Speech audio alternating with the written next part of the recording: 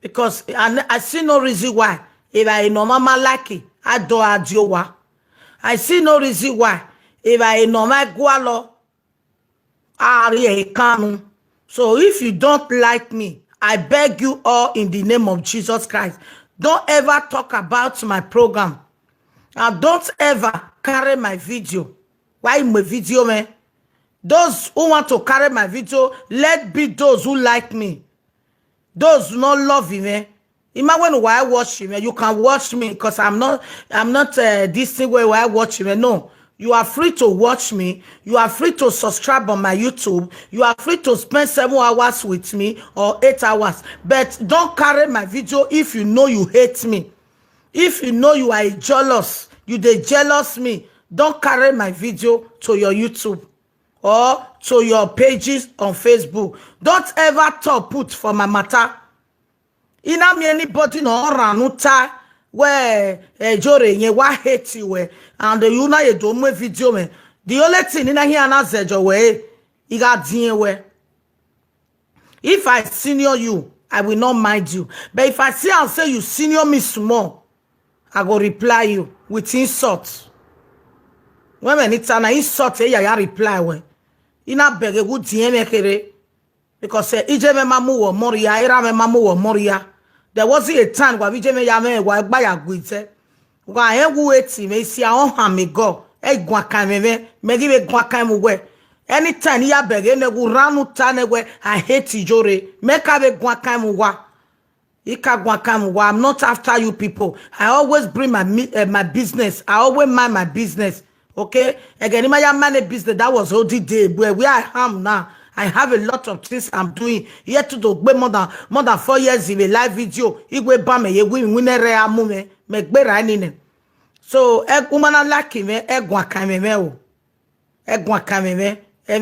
belongs to those not loving me. Or we want my good baby. Everybody there on lay.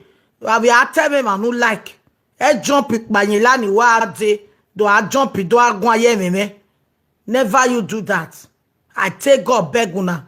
Kwa gume himiya. Especially abe una wa ina enegu dieme. Una junueta negu hate me. Stay away from my matter. Ege jore go de bela dia wonuwe. Do ati jore gega jore owe or jore owijue. Ogijore Parisi. I don't need it from you people. You hate what you talk. Don't hate.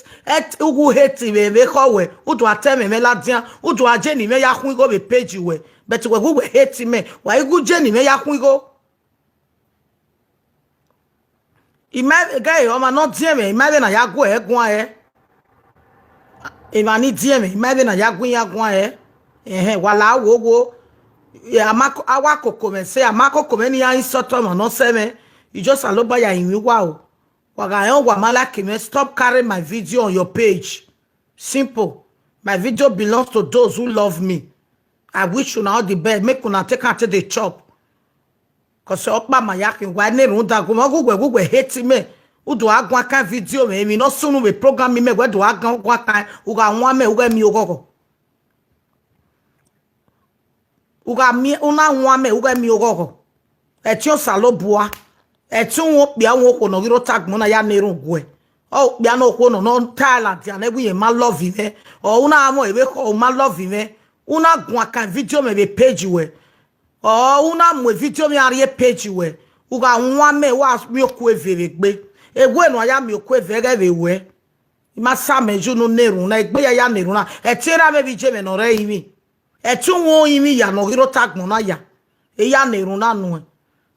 Anybody no like me no my video me no giju no time we hate me no gwa kan me be page oge wa mi kweve ogwe wa mi kweve bavan wa mi kweve wa iyore we ni Jesus Christ no do mi maya fan era me no mo zo si kweve jo wa ije me next time no my ko si kweve jo wa uge mi ogogo be dagmo we emi no je we se era me bi je me ga mi we emi no ri ogogo no era me bi je me ga mi we Iyaga Jemi no, if no ije wesi yaga ya ezese ne do. Yaga ya ezese ne webo. Aga ya ezese jada nene. No we no hate me no we ni egwe gbe mo video me. E do neru nagi.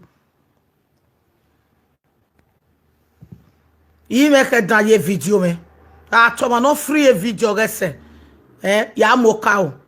Atoma na give video ge ya go se. Facebook and YouTube ya mokao. But when you use your mouth to say you hate me, don't talk about my video in your page. Don't ever talk about my name. So who you are already me gwa kemu we there. Okay? Imani my video belongs to those who love me. Who love me, you are free to carry my video. Who like me, you are free to carry my video. I permit you to carry it. But if you hate me, don't ever dare it.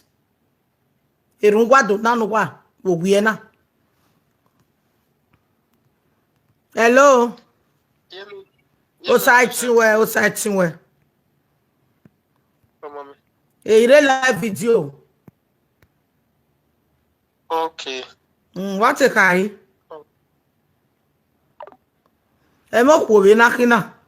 So akotane, I will do giveaway. Okay? Nobuwa.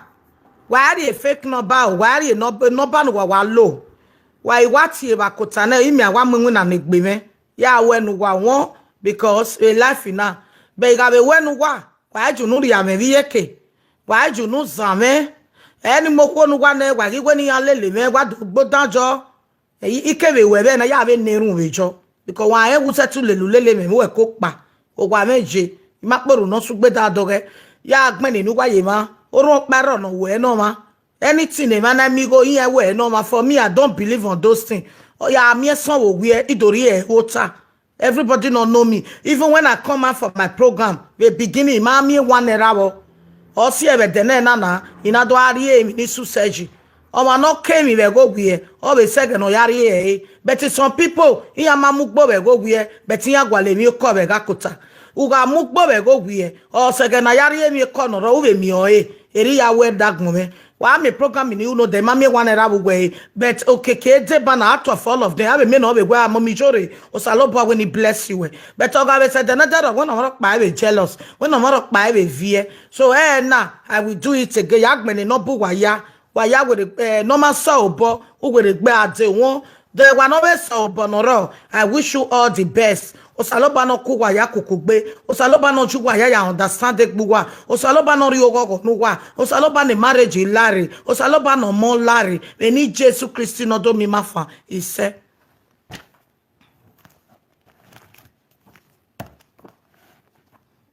You go see some people now. If they want to talk, you go say nobody should carry my video. Me, I'm not like that. You are right to carry my video if you love me. If you they talk good about me. But if you hate me, you carry my video or you talk about me, nerun journey. Maybe not I say, you want nerun jo. I want to tell me when you get here, be nerun down. You may nerun down wajo. I not be mumu. Osaloba be ya punish you, which is true. Who hate you, Joro, malaki Jori. Why go guaka mi Jori the live video we? Why go tell me Jori? Jori have go gwa bana why Jori go gwa. Oh man, no jugwa popular wagwalo. You got why we here why we not mind you.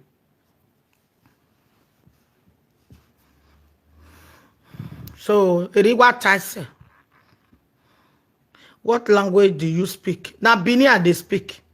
Bini City. Okay? Go check out for Gogo. It's on Gogo. Ore Gogo, ya check it with Gogo. Wa when wa magwalezo magwalezo but me jore o wa ata be video wuwa magwalezo kwa respect gbugwa gbugwa na ewe obi okan o logi no wan insult negede gbe no obi okan mu no wan egboto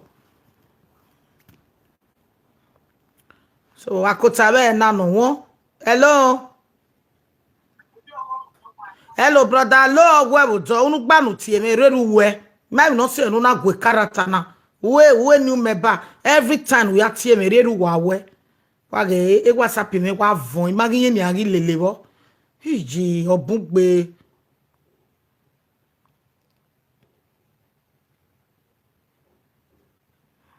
Wa me woman pa edo kebe ko. We are giving no mose. Oh. We are giving a mom in a musie. She have 2 children. Ogwalokbia.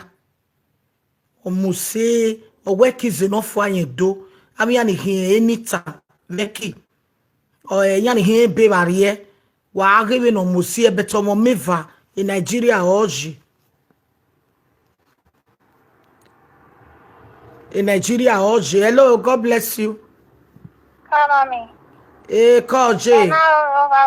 Sister Ogogo. Imagine me wete be ni yaje. I say mommy I agree. Oh, you agree? School he pass exam not the day he school or say he give me over.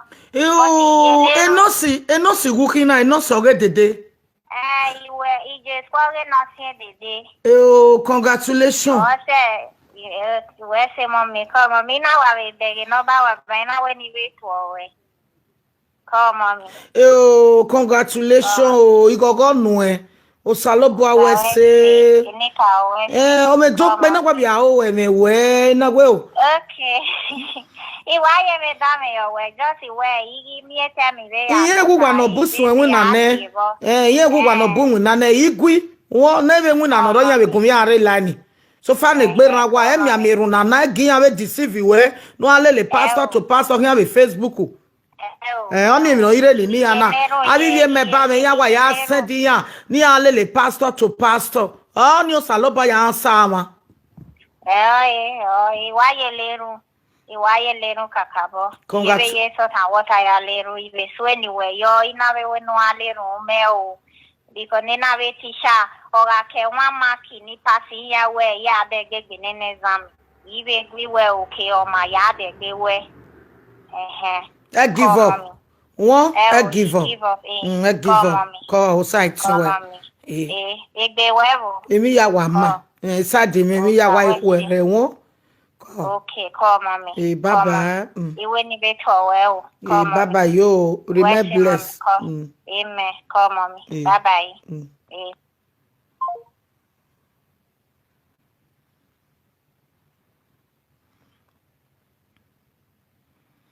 Iye call you. Elane Nigeria owa bunse. Nigeria number. Nigeria call owa bun we fun yan igwa lodo. Wala diabe now. I am from Edo State. This one is from London. Please connect me with one woman. Please, mommy, I need a beautiful woman. Please, mommy Iyore, good morning, mommy Iyore. Please, I need a woman from Europe. So any woman have dede, I can meet you ma, do webo.